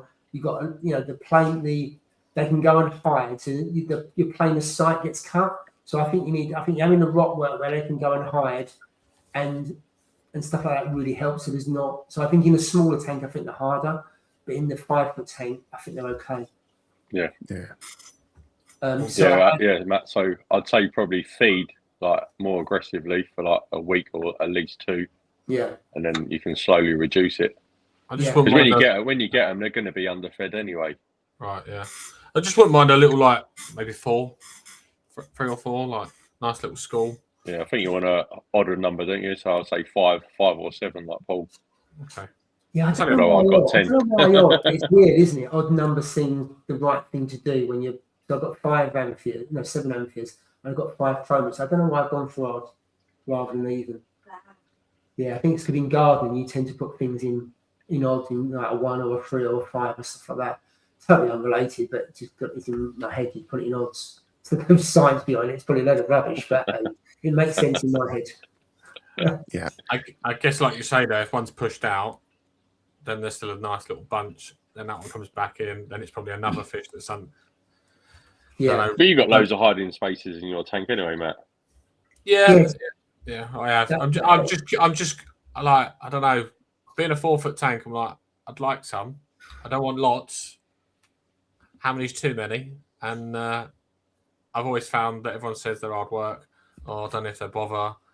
But people are convincing me that maybe a small school might be like 5 would be reasonable. I think the thing to think about is if you're going to increase your feeding, what does that do to your bioload? Yeah.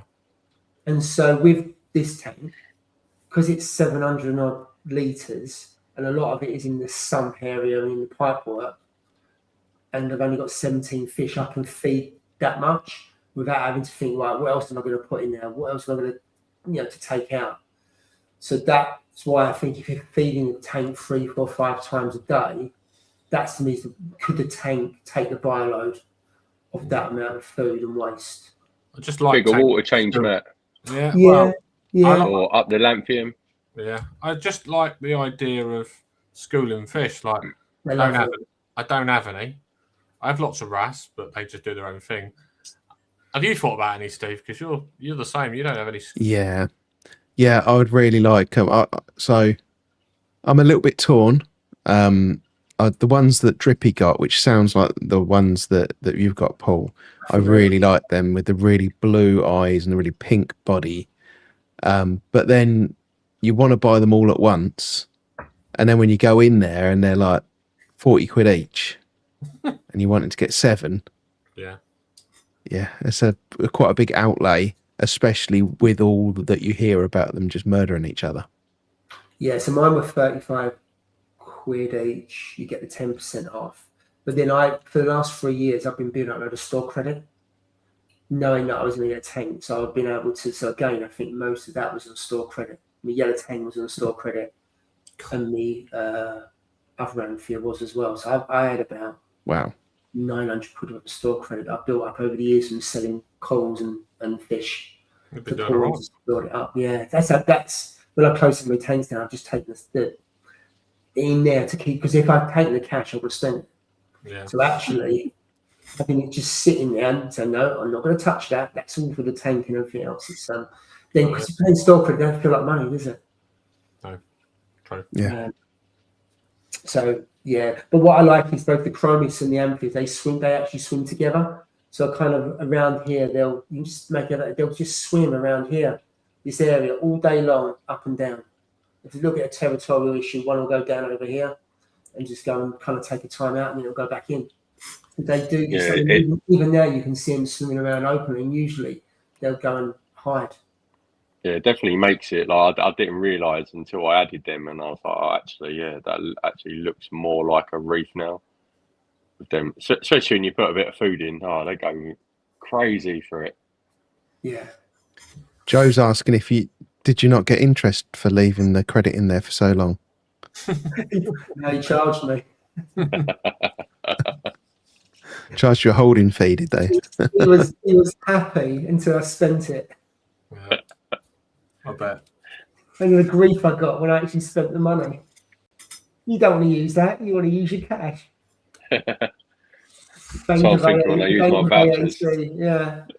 You're going to be like, oh yeah, result. I've sold a purchase here. No, it's vouchers. It's free. You can imagine the conversation that went on. So yeah, and also the aquascape. I deliberately do the aquascape quite low. So I think the highest point is less than 50%.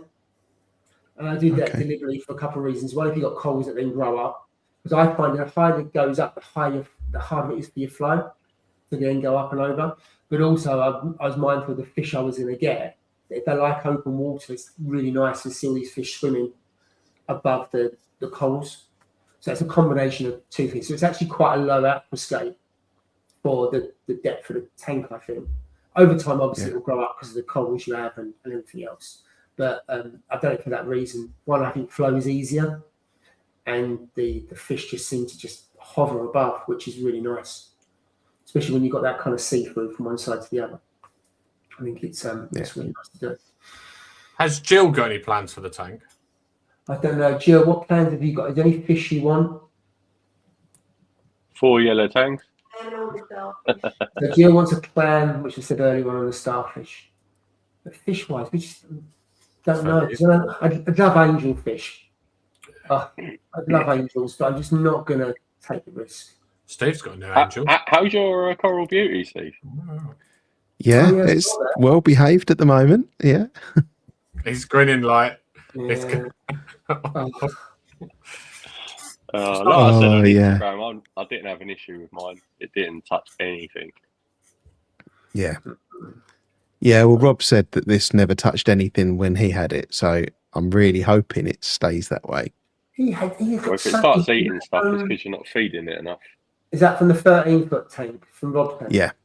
How would he know? It's 13 foot long. They could go months and loads of coral, and he wouldn't even know it. It's so much coral. In fact, he had things that was eating Goniopora, and you wouldn't. You're saying all the wrong things. No, you're supposed to say, I think he's right. He is actually a fish expert, to be fair. So I will default to his judgment on that one. Although he wouldn't have had a clue if it had been pecking on something. No. Yeah, I mean, no, that Rob does worry me a onto little bit. But Sorry, that Steve, that was the wrong one. Are labelled fish with caution, like tangs. Like everyone goes on about angels, but they don't realise how much tangs will eat your corals as well. I'll tell you what, regal tangs are notorious for. I had a regal tang for a couple of years. I think we had it for. I never noticed it eating any coral, but they can turn. My gold rim used to rip chunks out of a Duncan, just like Rob's powder blue. Isn't it? Is that bored? Yeah. I don't know. Well, Rob's powder blue used to do it to a gonny, didn't it? It'd swim past and just rip polyps off of it. Yeah, you'd watch it live, and it's not for food, is it? So it's just purely for spite. Yeah, because it wasn't eating it. Yeah. Yeah. So yeah, so I label tangs in the same as angels now. God, Yeah. nothing's safe. No, exactly. Happy That's what birthday, Harry. Oh, Happy birthday, Harry. Happy birthday, Harold. I like my angels because they're Genocanthus and they are lovely. Oh, you got Lamarcks? No, I've got swallowtails. Oh, sure. Nice. Got- The Japanese ones or the Oh, I'm not that rich. Jesus. Just Oh, standard. the- Just the standard. peasant ones? Yes, yeah. Got a male and a female, and Oh, they're lovely though. Still, they are very nice fish. they're the showpiece fish for me. Love them. Show them to Jill Paul. She might like them. What fish is that? The Genocanthus swallowtails. I haven't got a clue. So I'm Reef- not seeing my fish. They're reef safe. They're reef safe. So what is it? Let me look it up. Genocanthus swallowtail. I just put swallowtail. Never Swallowtail angels. Yeah, swallowtail. Oh, Yeah. that's nice. If Jill's paying, get the Japanese ones. But if you are, get the normal. Yeah, them, and then there's Mars swallowtails. They're the Japanese. Oh, yeah, I don't like those. I've seen those before. Yeah.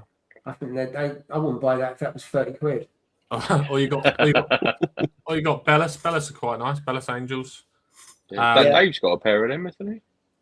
Dave has got Has Lamar. he got the Bennett? He's got Lamarcks. Lamarcks? They're nice as well, actually. For Yeah. Or there is what if you've got some money with Watanabe? Watanabe angels, that's another one. So yeah. Genocanthus is like you can hit that spot of angels, but be reef safe. Mine have touched absolutely nothing. Nice. Yeah, I don't know if I'm brave enough to go. Get yourself a Queen Angel, Paul. That look lovely, isn't it? I would. I've had a cherub angel fish, which is the really small blue ones. That was absolutely gorgeous. I think a Well, bicolour would be okay.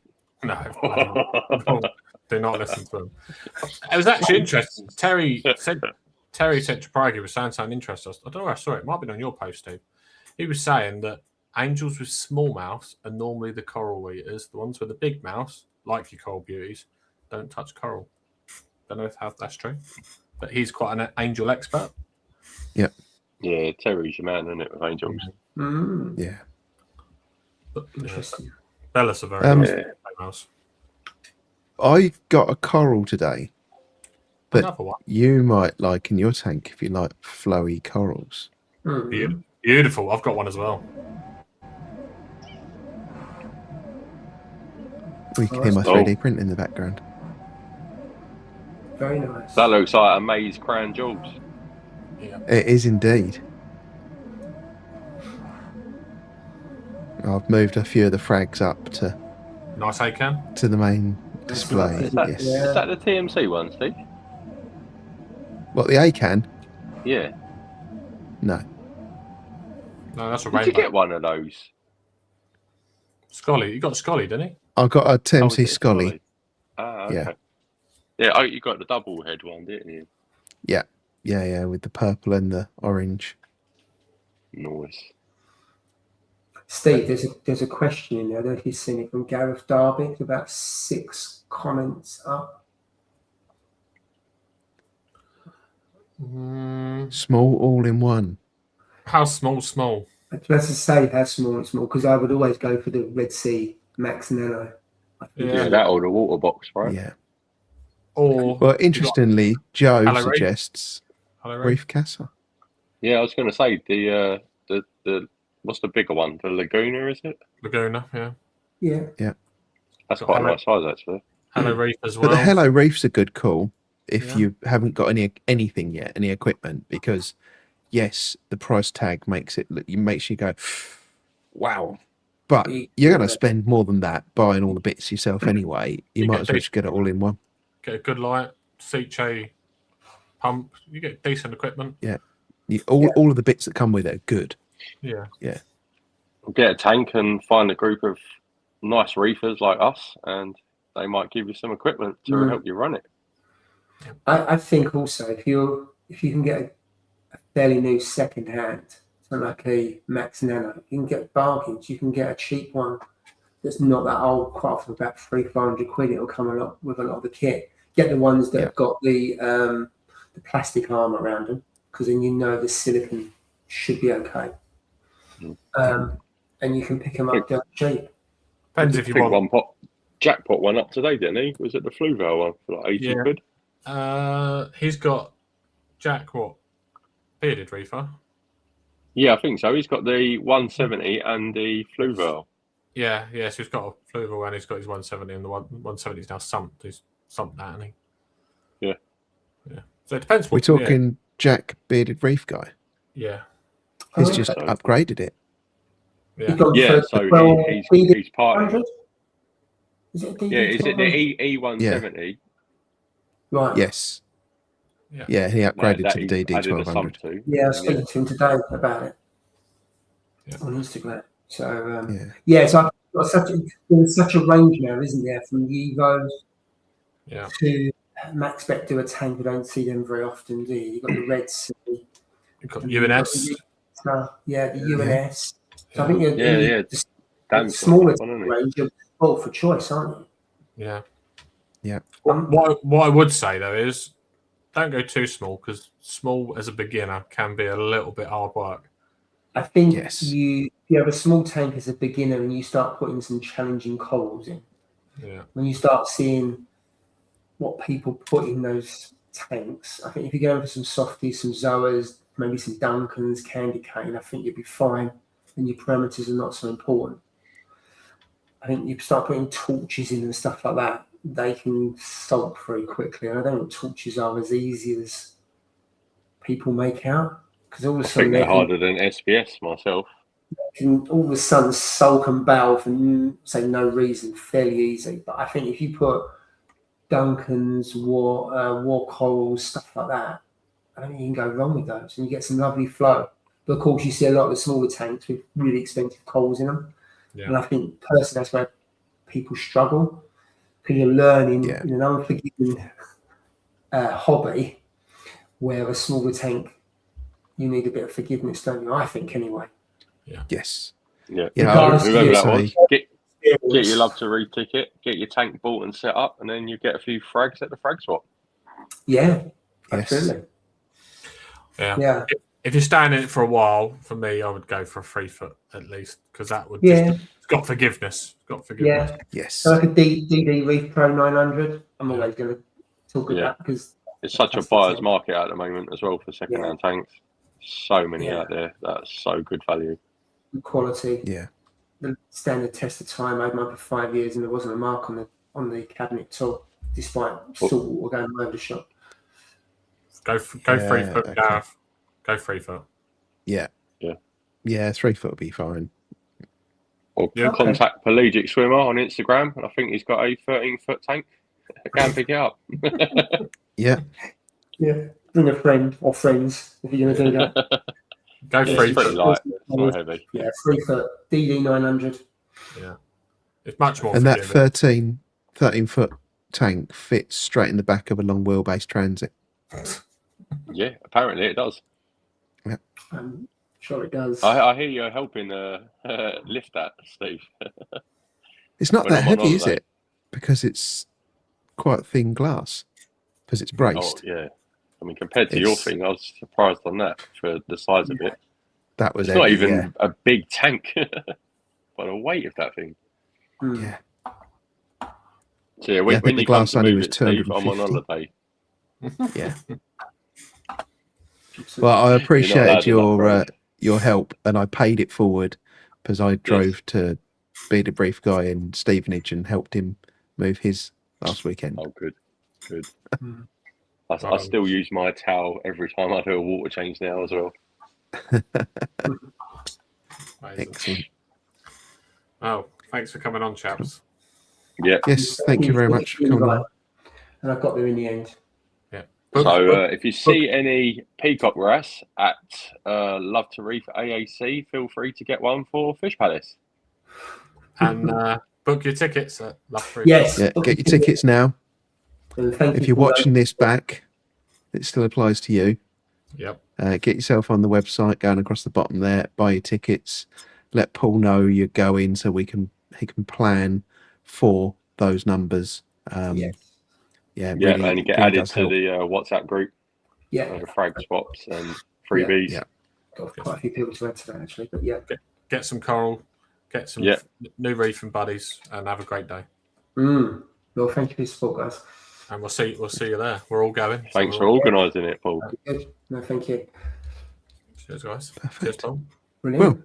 Well, thank you very much. We're at the end of our 2 hours. Thank you everyone on screen for coming and chatting with me. Thank you, Paul, for coming on and for all of your work with Love to Reef and supporting Mind and everything.